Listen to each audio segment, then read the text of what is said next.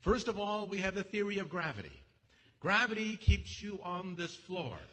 Gravity attracts everything around its vicinity to create gravity around the Earth. Or, as we say in our astronomy courses when we teach our kids, gravity sucks. Gravity sucks evenly. It pulls everything to the center. But then Einstein gave us a different picture. Gravity doesn't suck at all. We tell our students, we lied to you. Gravity does not pull you to the floor. Space pushes you down. Why are you sitting in your chair today? Does gravity pull you to the floor? No. There is no such thing as gravitational pull. We lied to you. The space around you is warped, and space itself is pushing you down into your chair, and that's why you're sitting in your chair today. Why are you sitting in your chair today? Does gravity pull you to the floor? No. There is no such thing as gravitational pull. We lied to you. There is no such thing as gravitational pull. We lied to you. That's called gravity is not a fundamental force. That's number one.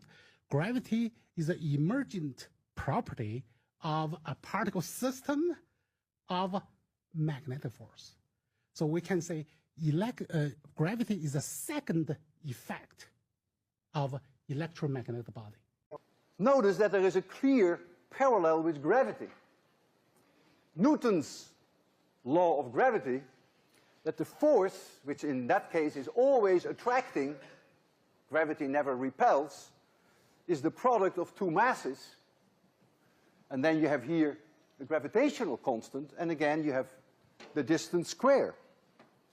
So there is an enormous parallel between the two. It's a great beauty that electricity acts in a way that is very parallel to the way that gravity works.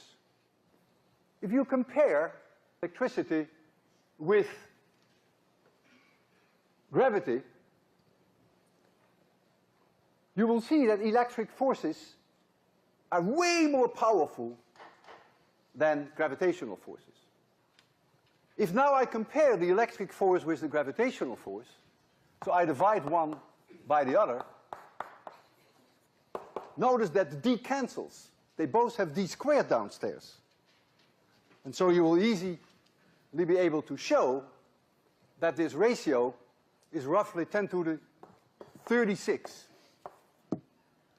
So the electric force is 36 orders of magnitude more potent than the gravitational attraction. This teaches you some respect, perhaps, for 802. If these were the only forces that acted on the protons, and you bring them in the nucleus, which has a size of only 10 to the minus 12 centimeters, then the acceleration that the proton will experience is the electric force divided by the mass of the proton, F equals ma, basis of 801. And if you take this electric force, when you make d 10 to the minus 12 centimeters, which is 10 to the minus 14 meters, and you calculate this ratio, you will find that it is 26 orders of magnitude higher than the gravitational acceleration on Earth. 26 orders of magnitude higher. So you wonder what the hell holds the nucleus together? If there is such a tremendous force on these protons. Well, what is holding them together are the nuclear forces, which we do not fully understand, but thank goodness the nuclear forces are not part of 802, so I'll leave that alone for now. So what holds our world together?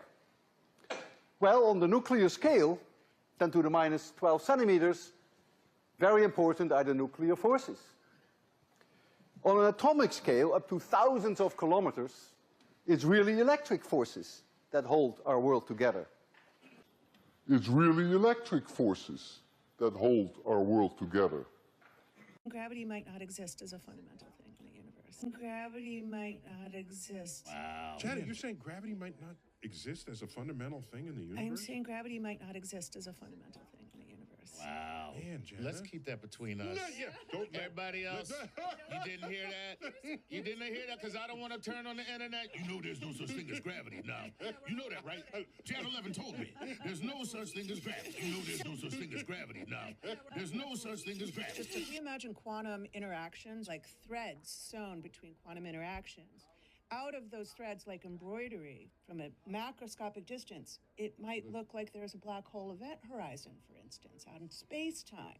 But if I look very closely, I realize, oh, it's just sewn together quantum entangled threads. Janet, you're saying nothing is real. Yeah, man, that's- Is love real? Reality isn't overrated. But What is gravity? Stunned silence. Any order? No, just jump in, please. I wish we really knew. So, I mean, we can certainly, it's easy enough to describe properties of gravity. It's easy enough to describe theories of gravity. We've had two marvelous theories. But what is, for somebody like me, raises the question marks and not the answers that we already know. So in a deep sense, we don't think we know the answer to that.